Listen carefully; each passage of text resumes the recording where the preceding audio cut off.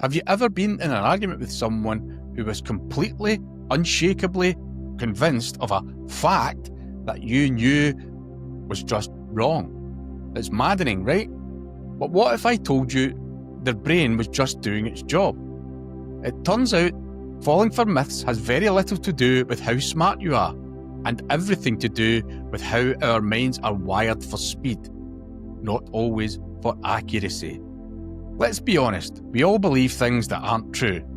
Whether it's the classic myth that we only use 10% of our brains, or much more slippery modern misinformation. It's a universal human quirk. So today, we're going to look at the cognitive biases that make every single one of us vulnerable. We'll get into the psychology of why myths are so sticky and how the mental shortcuts designed to help us can end up leading us down a rabbit hole.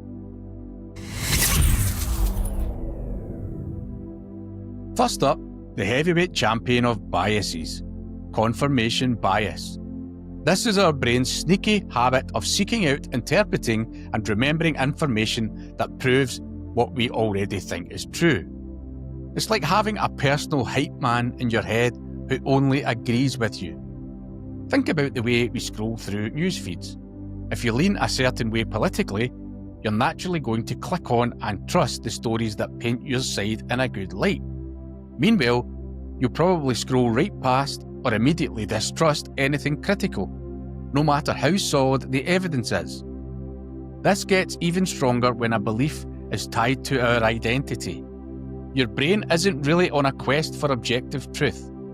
It's trying to protect your worldview and keep things feeling consistent. It cherry-picks the data that makes you feel right, which is exactly why throwing facts at someone rarely changes their mind.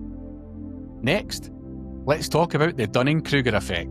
This is the reason why the person who knows the least about something is often the most confident and the loudest person in the room. It's a blind spot, where a lack of knowledge in a subject makes it impossible for someone to see their own incompetence.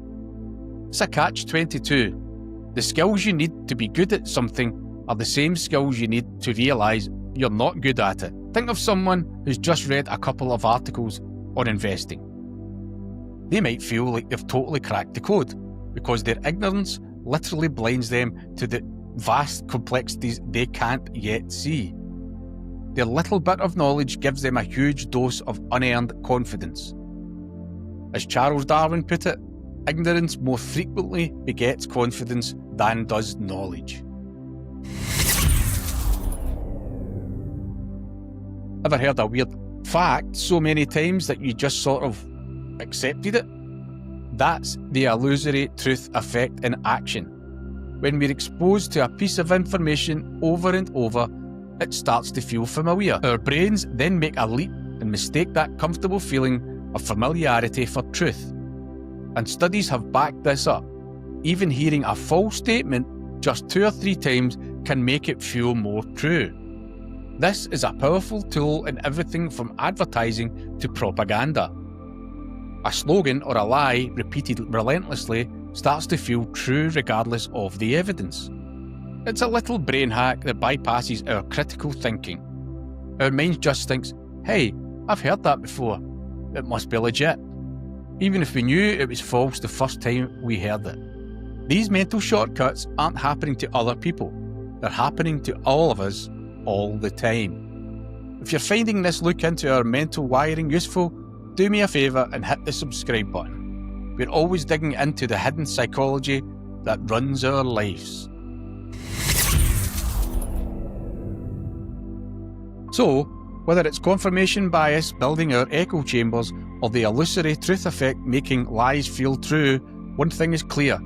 Our brains are built for efficiency, not always for factual accuracy. These biases aren't a sign of weakness. They're a core part of being human. Mental shortcuts our ancestors used to survive in a complicated world. But that doesn't mean we're helpless. The single best defense we have is to just slow down our thinking. Before you believe something, and especially before you share it, take a beat. Ask yourself, why do I believe this? Is it just because it feels right? or because it confirms what I already think. Simply being aware that these biases exist is the first and most important step to outsmarting them. What's a myth you used to believe?